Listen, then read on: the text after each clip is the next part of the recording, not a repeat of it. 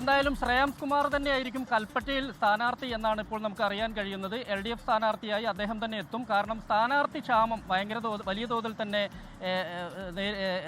RJD നേരിടുന്നു എന്നുള്ളതാണ് എടുത്തു പറയേണ്ട കാര്യം. കാരണം എടുത്തു പറയാൻ പറ്റിയ അല്ലെങ്കിൽ സ്ഥാനാർത്ഥിയാക്കാൻ പറ്റിയ ആരും നിലവിൽ കൽപ്പറ്റയിൽ ഇല്ല എന്നുള്ളൊരു വിലയിരുത്തലാണ് നേതൃത്വം. ഈ ഒരു സാഹചര്യത്തിലാണ് ദേശീയ നേതൃത്വം ഇടപെട്ടുകൊണ്ട് MP ശ്രേയാംസ് കുമാറിനോട് തന്നെ കൽപ്പറ്റയിൽ LDF സ്ഥാനാർത്ഥിയായി മത്സരിക്കാൻ നിർദ്ദേശിച്ചിട്ടുള്ളത്. അദ്ദേഹം എന്തായാലും ഇക്കാര്യം തള്ളിയിട്ടുമില്ല.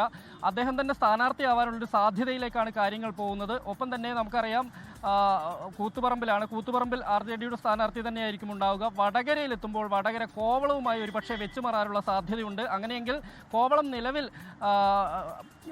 ഉള്ള JDSന്റെ അതായത് ജനതാദൾ എസുമായി ബന്ധപ്പെട്ടുകൊണ്ട് അവരുമായി വെച്ചുമാറാനുള്ളൊരു സാധ്യതയാണുള്ളത്. അങ്ങനെ വരികയാണെങ്കിൽ ISJDയിൽ നിന്ന് RJD ഇത് എടുക്കുകയും കോവളം എടുക്കുകയും പകരം അവിടെ നീലോഹിതദാസ് അഡാർ സ്ഥാനാർത്ഥിയാവുകയും ചെയ്യും എന്നാണ് ഇപ്പോൾ നമുക്ക് അറിയാൻ കഴിയുന്നത്. എന്തായാലും ഇതുമായിട്ടുള്ള അന്തിമ ചർച്ചകൾ അല്പസമയത്തിനകം തന്നെ ആരംഭിക്കും എന്നാണ് അറിയാൻ കഴിയുന്നത്. ഈ ഒരു സാഹചര്യത്തിൽ CPM ആവശ്യപ്പെട്ടിരിക്കുന്നത് MV ശ്രേയാംസ് കുമാർ തന്നെ കൽപ്പറ്റയിൽ സ്ഥാനാർത്ഥിയാകണമെന്നുള്ളതാണ്. അതുകൊണ്ട് തന്നെ അല്പസമയത്തിനകം തന്നെ ഇത് സംബന്ധിച്ചുള്ള തീരുമാനം ഉണ്ടാവുമെന്നാണ് അറിയാൻ കഴിയുന്നത്.